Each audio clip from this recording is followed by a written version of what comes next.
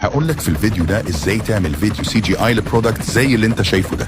اول حاجه هتدخل على موقع بنترست وتعمل سيرش، تكتب سي جي اي برودكت، تدور في النتائج اللي هتطلع لك وتشوف الصوره اللي انت عاجبك زاويتها. انا نزلت الصوره دي. بعدها هتجيب المنتج اللي انت عايز تبدله بيها، سواء بقى منتج او قطع ملابس اللي انت عايزه. بعدها هتخش على تشات جي بي تي، تديله الصورتين وتقول له انك عايز تحط المنتج ده مكان الصندوق وما يتغيرش في المنتج اي حاجه. هيطلع لك النتيجه دي. عشان تعملها كفيديو هتروح على موقع دريمينا، وطبعا هتكون فاتح في بي ان.